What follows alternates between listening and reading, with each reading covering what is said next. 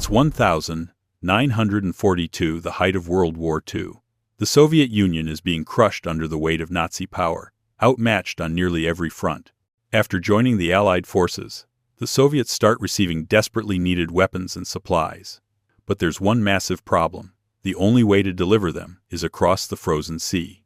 That's where the relief fleet comes in, a colossal convoy of ships hauling military equipment from the icy harbors of Iceland to the far northern ports of Murmansk and Archangel. Civilian sailors steer the cargo vessels, while Allied warships guard them through the Arctic's deadly waters. The journey is meant to last 12 days, but every minute could be their last. German warships, lurking U-boats, and Nazi bombers stalk the route, waiting for the perfect moment to strike.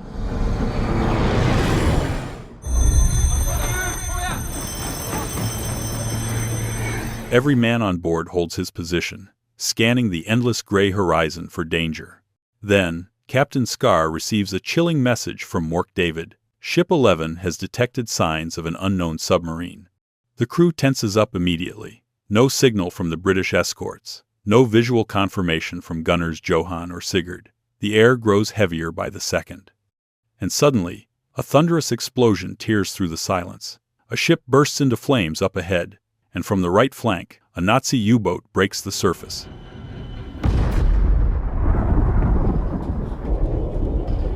Fart over styrbord side. Fart over styrbord side. Submarine starboard side!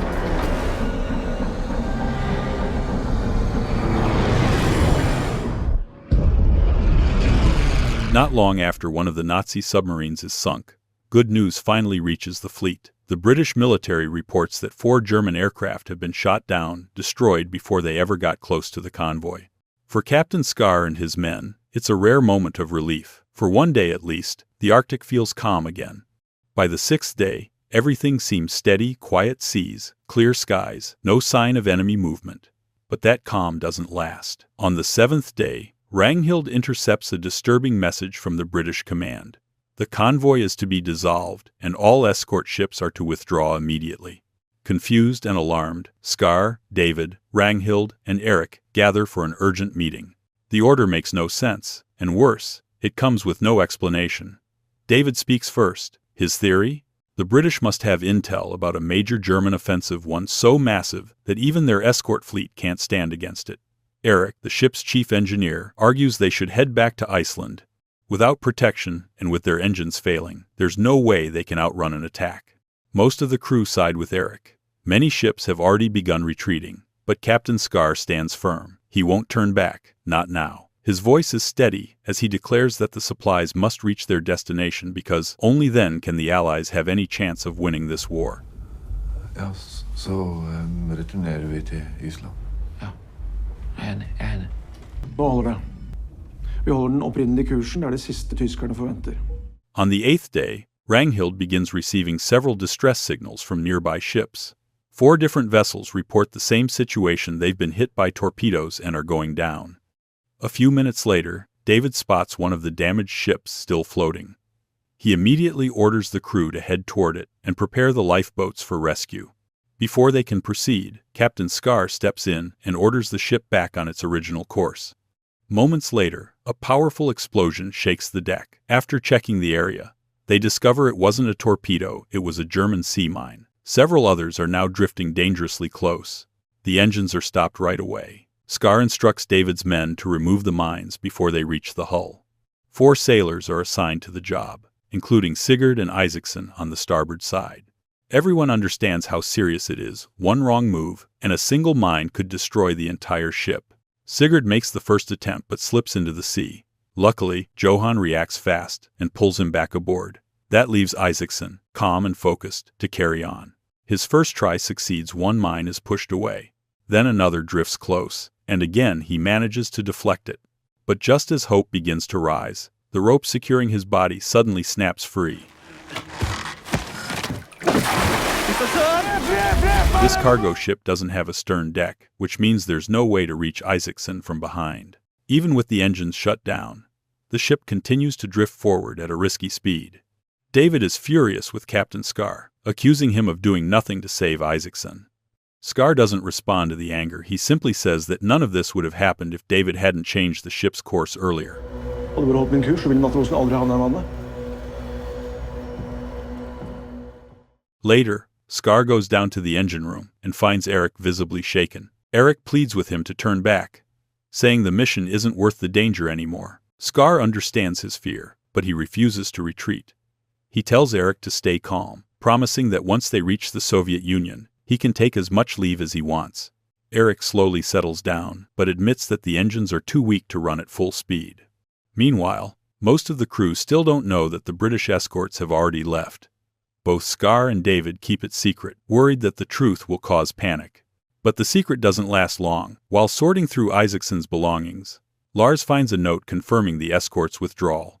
When the crew learns the truth, frustration spreads quickly. Scar steps in and manages to calm them down, reminding everyone why they're here. He tells them the mission is vital to the war effort and that turning back now would make Isaacson's sacrifice meaningless, especially when they're already halfway to their destination. By the 9th day, new distress calls begin coming in. Several ships report that they're under attack. David urges Captain Scar to change course, but Scar refuses. He believes their current route is still the safest and won't be spotted by the enemy. Their argument ends abruptly when they see another cargo ship go up in flames, right before 2 German planes appear on the horizon, heading straight toward them. The alarm sounds. David orders everyone below deck, while Johann and Sigurd take their positions at the anti-aircraft guns. Within seconds, gunfire fills the air.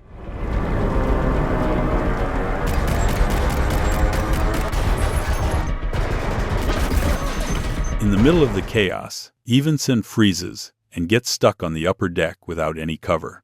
The first German strike hits the hull, flooding the mess hall and setting parts of the upper deck on fire. To make them a harder target, Scar tells Eric to push the engines to full speed, even though he knows they could fail at any moment.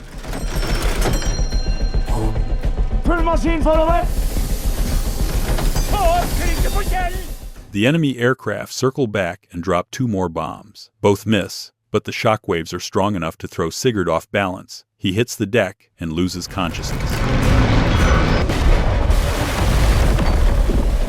Sigurd! The final plane dives again. David can only take cover and hope the ship survives. The explosions make the situation even worse. The fire on the upper deck grows fast, and in the confusion, Evensen is struck and killed instantly. Lars and several crew members rush to put out the flames, while David checks on Scar, who's been cut by flying glass. As first officer, David steps up to take command. He orders the helmsman to steer the ship straight toward the attacking planes. Meanwhile, Ragnhild and Lars work to stop Scar's bleeding, bandaging the wound on his abdomen. The enemy makes one last pass, but this time, the crew is ready. With the ship perfectly aligned for a counterattack, Sigurd regains control of the gun and fires again, finally hitting the German plane.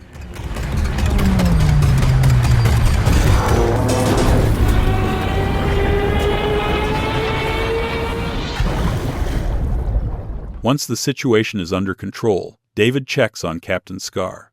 The captain's condition has stabilized, and he's now asleep under the effects of morphine. At this point, David decides to seize full command and plans to turn the ship back. Ragnhild and Lars disagree with the idea, but as subordinates, they can't stop him. Determined, David secretly injects Scar with an additional dose of morphine to keep him unconscious. He then returns the captain's pistol to the safe, locks Scar in his quarters, and heads down to the engine room to meet Eric, the chief engineer. Eric insists the ship must come to a full stop for half a day to carry out major repairs. David can't argue against him, at least not openly, but Ragnhild strongly objects, warning that stopping would make them sitting ducks for Nazi planes. David starts to falter. He's not as strong or decisive a leader as Scar.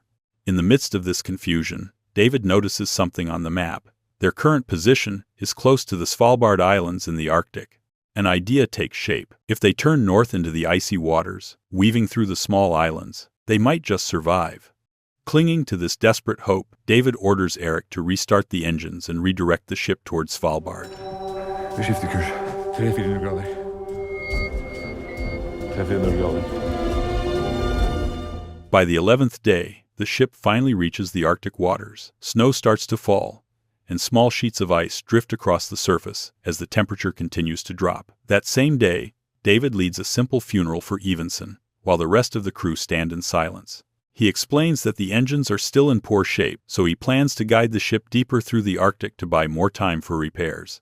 The thick ice, he says, might also protect them since German submarines can't easily move in those waters. On day 12, the convoy enters a dense ice field. Believing the area safe, David orders a full stop so repairs can begin. But halting there brings new problems. The upper deck quickly freezes over, and even the anti-aircraft guns are now useless. Meanwhile, David keeps Scar sedated with more doses of morphine to ensure he stays unconscious. For a brief moment, Ragnhild begins to feel hopeful. She believes that once they cross into Russian waters, help will arrive and their mission will finally be over. But David warns her not to expect much. He then shares a memory that has haunted him for years, how his previous ship was sunk by a torpedo, leaving only 16 men stranded on a lifeboat in the middle of the freezing sea. On the first day, no one came, and half the crew froze to death. On the second day, they spotted 3 Soviet ships nearby, yet none of them stopped to help. David still remembers the last one. Clearly, it simply waved from the deck and sailed away. Out of 16 men, only 4 survived. On the morning of day 13, David discovers that Scar is no longer in his cabin. After a frantic search around the ship, he finally finds him hiding below deck, clutching a weapon. Scar is still convinced the vessel is under attack, his paranoia fueled by the fact that his personal pistol has mysteriously gone missing. David quickly explains that they're far off the main route now, deliberately steering into remote waters to avoid U-boats while the ship undergoes repairs. Scar is on the verge of lashing out at David when Ragnhild suddenly bursts in with urgent news. A German plane has been spotted flying dangerously close to their position. Through the binoculars, the plane is visible, but its course is still uncertain. Scar slips back into old habits, blaming David for steering the convoy into the Arctic. Svalbard, he argues, is still within Nazi flight range, which means an attack is inevitable. Scar's frustration grows even deeper when he learns that the anti-aircraft guns have completely frozen over. Remembering that the ship still carries a heavy artillery cannon, he orders Johan and Sigurd to head down to the armory and get it ready for use. Amid the rising tension, David keeps his calm and suggests another approach. He believes the enemy plane hasn't seen them yet, and if they can blend into the surroundings, there's still a chance to stay invisible. He asks Scar for permission to repaint the entire ship white, hoping to make it disappear against the snow. Scar agrees, though his tone carries a trace of sarcasm.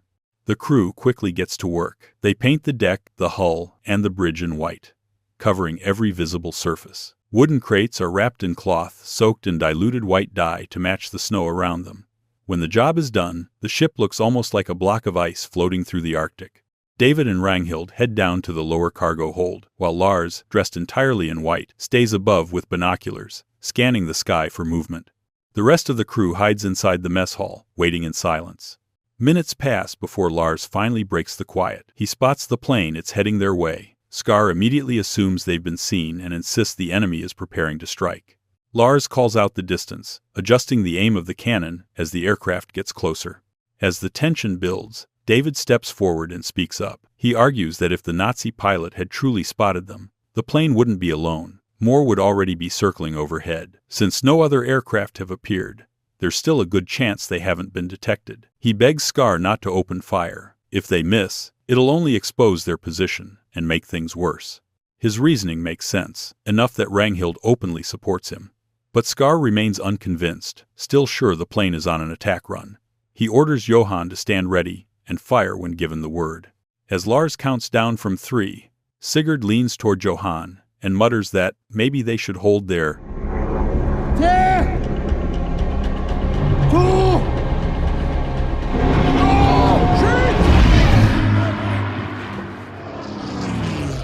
Without saying a word, Captain Scar quietly leaves the cargo hold and returns to his cabin to rest. A short while later, David makes his way to the engine room, where Eric finally brings some good news. The engines are repaired and ready to run at full speed.